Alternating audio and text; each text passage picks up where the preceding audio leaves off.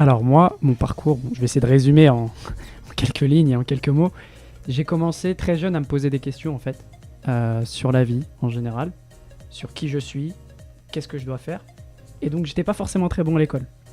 Parce que il y a des chapitres qui m'intéressaient, mais quand tu es en primaire, quand tu es au lycée, bah tu dois être bon partout.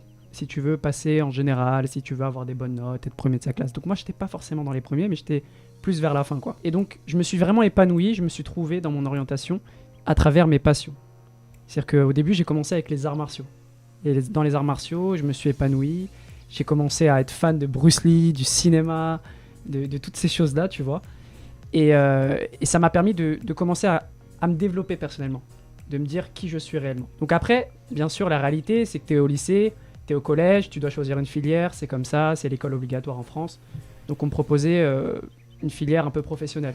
Et je crois que c'était CAP coiffure. Le truc, genre moi, j'étais le gars...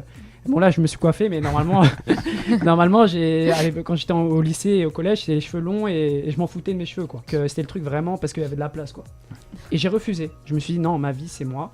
Et donc je suis parti en général dans un lycée scientifique. Et du coup, j'ai foiré un peu ma seconde générale parce que je faisais du cinéma, parce que j'étais parti dans les arts martiaux, parce que j'étais pas du tout dans l'école. Et je suis parti en filière STMG, qui est une filière qui est pas très bien vue en France, mais au final, je trouve qu'il y a une filière extraordinaire parce que je me suis initié à l'entrepreneuriat. Je me suis initié à la comptabilité, au management, au marketing, toutes ces choses-là en fait. Et c'est là où j'ai découvert une partie de moi-même. Et je suis passé de dernier de ma classe, dans la fin de la classe, au début de la classe. Et à partir de là, à l'âge de 17 ans, ma vie a complètement changé. C'est-à-dire que j'ai commencé à avoir des bonnes notes. J'ai gagné un prix avec France Télévisions, avec l'école, parce que j'étais à fond dans le cinéma, un concours de la Résistance à la Sorbonne, on a eu une remise de prix, c'était super. Et là, je me suis dit, waouh, Yann, le petit gamin qui est tout seul, qui n'est pas influenceur, parce que j'étais le gars vraiment tout seul à côté, qui traînait avec 2-3 amis, mais pas plus, tu vois, j'étais pas le gars populaire. Bah en fait, là, je me suis dit que ma vie commence. Et j'ai eu une bourse du Rotary Club, je suis parti au Canada juste derrière, je suis parti en filière, j'ai fait un DUT derrière, et je me suis retrouvé à parler sur scène. Là, je résume, mais je me suis retrouvé à parler sur scène, et moi, j'aime bien défier les personnes, parce qu'on m'a toujours critiqué.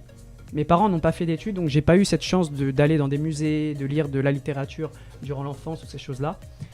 Et on m'a toujours dit, bah ouais, tu parles pas très bien français, tu fais des erreurs. Quand je dis je parle pas français, c'est voilà, je faisais des erreurs comme ça. Et on m'a dit, bah c'est pas possible, tu peux pas monter sur scène, t'es qui, t'es jeune, c'est pas possible. Et je me suis dit, vas-y, on va se défier. Et du coup, j'ai eu de la chance de parler en public, faire différentes scènes, notamment un TEDx qui m'a fait beaucoup grandir aujourd'hui. Et que je suis venu voir en direct, hein. C'est ça. Magnifique. D'ailleurs, je te remercie pour ça. Et ça m'a fait super plaisir, ça m'a touché le cœur d'avoir des gens qui me soutiennent. Et à partir de là, bah, je me suis retrouvé dans le monde de l'entrepreneuriat. C'est-à-dire que j'ai commencé à monter ma boîte à 18 ans en tant qu'auto-entrepreneur.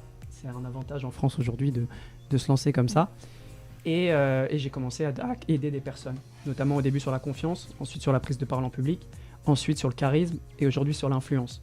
Parce qu'en fait, je me suis retrouvé sur l'humain. Et un peu comme toi, et un peu comme ton parcours aussi, sur le côté où c'est important de choisir ce qu'on aime. Et ça, c'est quelque chose qui m'a vraiment touché le cœur. Et donc aujourd'hui, je me suis retrouvé, pour revenir sur le point commun qu'on a, je me suis retrouvé en formation chez Iconoclast, qui est une formation business developer 4 mois, intensif, où vraiment c'est que de la pratique, où l'objectif c'est d'apprendre la vente.